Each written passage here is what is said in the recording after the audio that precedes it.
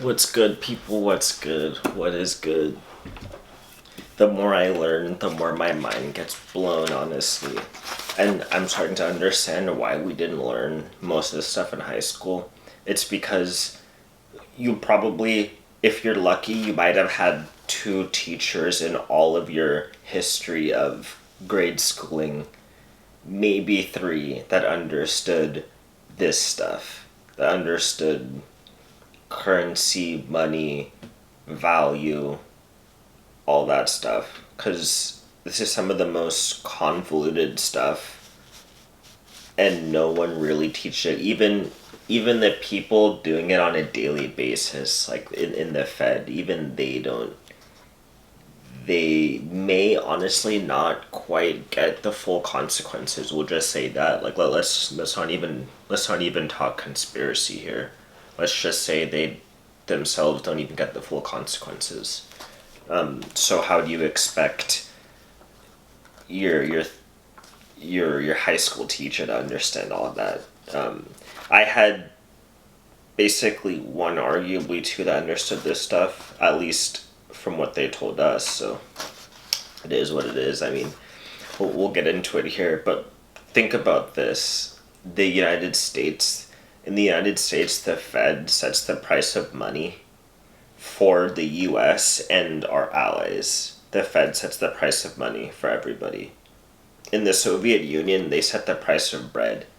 And I remember when I was in high school, this was this was one of those things that the teachers would emphasize and say that this was one of the worst things that they could have done, because then they started facing all kinds of weird stuff when it came to food, because they set the price of bread. So imagine setting the price of money. Is that better or worse than setting the price of bread? I don't know. Maybe we'll see what happens going into the future. But I mean, setting the price of money versus setting the price of bread. You guys tell me on that. I don't know which one's worse, but in this one, we'll get to this script. The Fed has decided not to taper asset purchases for now. So I watched the FOMC meeting today, the Federal Open Market Committee meeting, where Jerome Powell discussed the Fed's plans about how they will use their tools for the foreseeable future. I watched this on Bloomberg television. They have some very interesting coverage on this stuff. Some of those Bloomberg analysts, they're among the most woke, quote unquote, not woke in the bad sense, but like woke in the fact that they understand what monetary policy means. They're some of the most woke people that you'll find on basically any mainstream television channel. Those people on Bloomberg. So yeah, they had interesting coverage on this stuff. Bloomberg himself is a smart dude. I mean, I think he's like a billionaire. He was a mayor. I don't exactly know what he did, or maybe it was like some Wall Street stuff. I'm not too sure, but the dude got rich probably because he understood this shit. Became mayor, and apparently like he fixed up New York City. But there's some people hate him. I mean, I don't know all the history of that, but like he seems like a smart dude to me. But anyway, Powell discussed a lot of stuff. He still believes inflation is transitory, and according to his definition, as we know from last time, this does not necessarily mean that prices will fall back down ever again. So when he says transitory, it doesn't mean that prices are gonna fall. It just means that prices won't rise as high as they have for like the past few months here. So I don't know, like inflation was like 4.2% or something last the last calculation, or two calculations ago, and then it was 3.6% for last month. So I guess maybe he's right about that. Like their goal was 2%, so it is what it is. The Fed's stated goals are maximum employment and stable prices. And honestly, I'm not 100% sure how they calculate this and how they figure if we're meeting that or not. Like some of you guys say in your comments that get deleted, ironically. I don't know why these get deleted.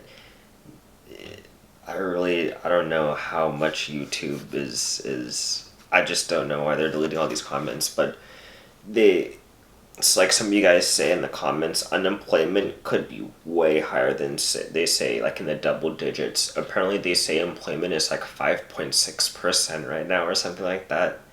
And some of y'all have said some crazy ass numbers from unemployment that I kind of believe. One dude was saying 50% or above. I mean, damn, 50%. I mean, that's literally half. I don't know the true numbers, but I mean it's got to be above 5 point. I'd be shocked if it was not above 5.6%. Most people that most economists that have more of a, I mean I hate like more of a Peter Schiff like view on economics. They say that unemployment is at least double digits right now, and I tend to believe them. In the Great Depression, I think it hit like 30% or something like that. I'd be shocked if we weren't near that number. I mean, come on. Just looking at my friend groups from my previous years of high school and college, there's no way in hell that 70% of them are working. There's no way that 70% of them are working, man. That's just not. I mean, half of them are still in school, legit. Like, half of them are literally still in school. There's no way 70% of them are working, and we're in our mid-20s by now.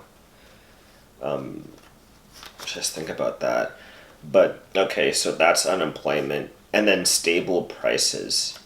Like, you guys tell me if we've witnessed price stability over the last several years. The Fed's main goals are maximum employment and price stability. You guys tell me about price stability. Look at the price of college. Look at home prices. Look at rents. And look at even food prices over the past few months. Like, you guys, as I say, a double quarter pounder, I remember when that used to be under $10. And that was literally when I was in college. And now it's, the last time I got one, which was kind of a while back, it was over $10. So I don't even know what it is now. I don't know if that's price stability. But you guys tell me if there's price stability, if you've witnessed that over the past several years. You can leave that in the comments. But whatever you all and me think about the economy, Powell says that the economy is getting stronger and it's recovering. He says it's been hit by COVID very hard and it just got hit again with the Delta variant, but we are recovering well. That's according to Jerome Powell. So for now, they will not begin to taper their asset purchases, at least not immediately. A lot of those analysts were saying that they should definitely start tapering before the end of this year. But Powell, he said that we've met some criteria for that he wants to meet before we taper, but we haven't met all the criteria. So he said they won't yet begin tapering their asset purchases, and they won't increase the interest rates. And also, according to Powell, interest rates do not necessarily tie to tapering or not tapering asset purchases. From what I thought, if the Fed wasn't a constant buyer of US government treasuries, and if it didn't back up all of these mortgages, wouldn't there be more risk associated with holding these assets? Because there's not always a regular buyer. So because there's more risk, wouldn't the interest rates go up? And kind of forgive me because I don't know, I'm still learning about this stuff, so I don't know exactly how to talk about all of this stuff, and even if I'm getting things 100% right, but this is kind of how I think about it. If I were to try to get a loan right now, it'd be risky for the bank to loan me money. So the interest would be high if they gave me the loan at all. So aren't buying up treasury bonds just basically loaning money to our government? Isn't that it? They give you a treasury bond, which is a promise to pay you back later plus interest, and then you buy it, thus giving them money. So if you have, if it's riskier for you to give the government money, wouldn't that mean that you should get more rewarded for taking on that risk, kind of just like a bank does? And I'm still putting this together, so forgive me, but if the Federal Reserve always buys the treasury bonds,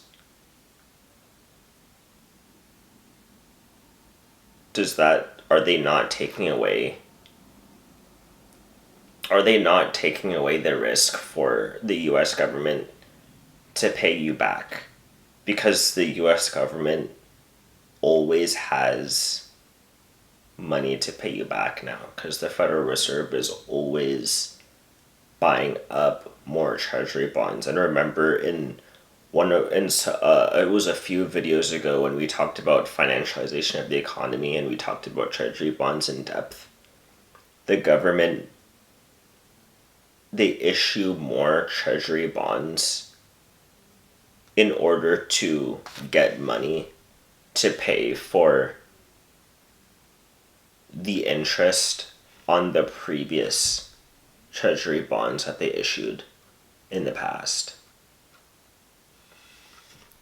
So if you always have the Federal Reserve buying up treasury bonds, that means that the government will always have money to pay people back, thus essentially eliminating the risk of loaning the government money, thus keeping interest rates low because the risk is eliminated.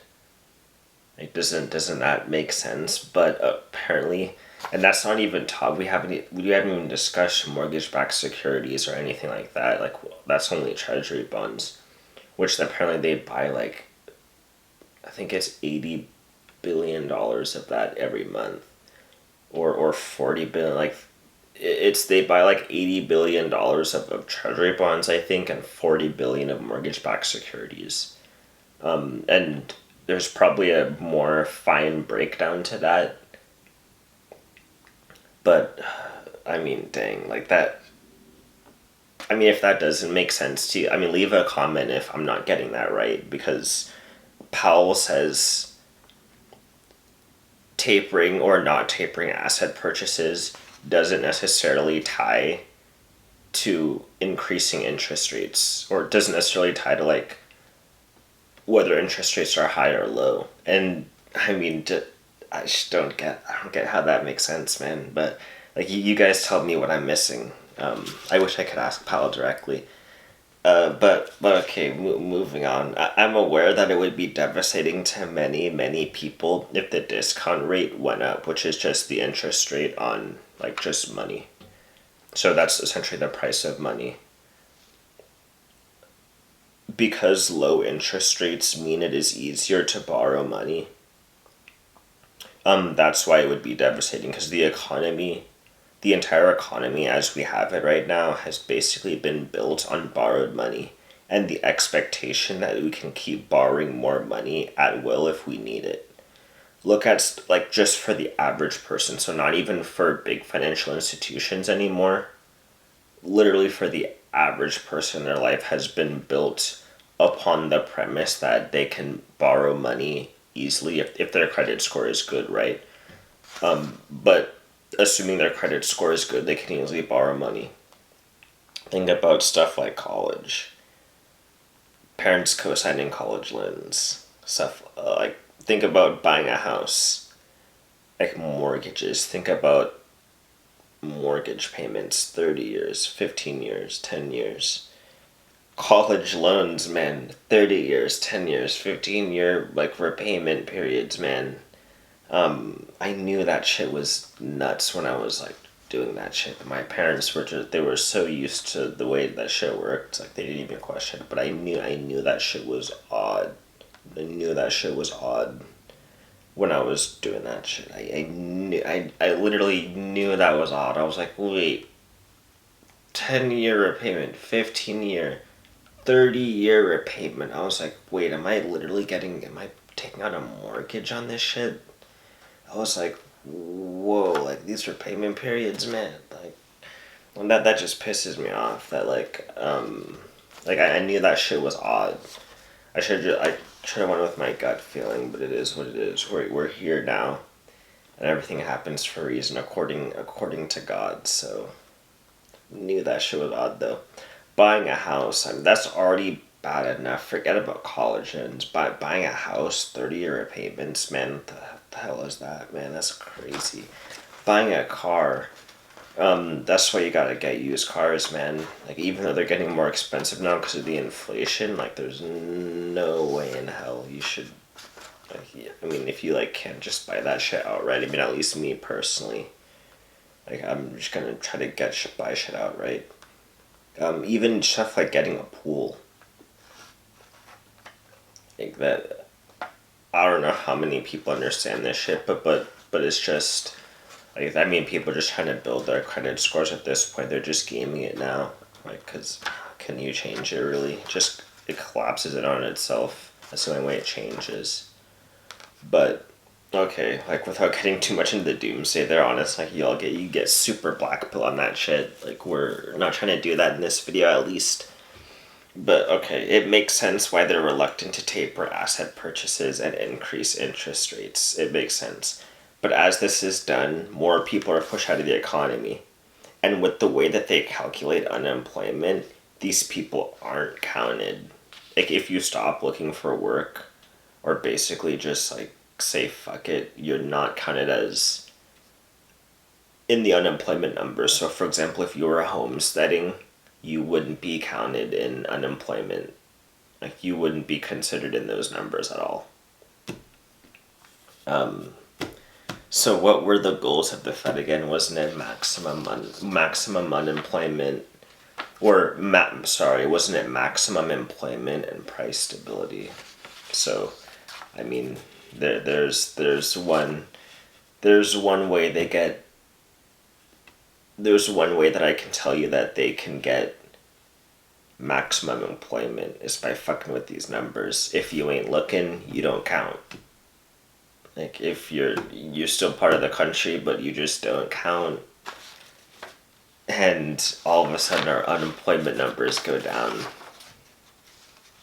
But yeah, we'll leave it there. I mean, the more I learn, man.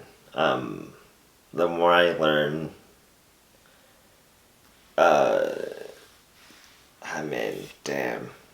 Yo, I don't know what to tell y'all. I'll just keep posting these videos as I learn more.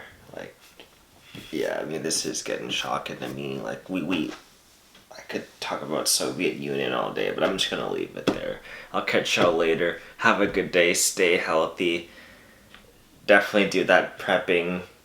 Keep learning about all the shit that you need to learn about to prep and for your plan after this shit goes down.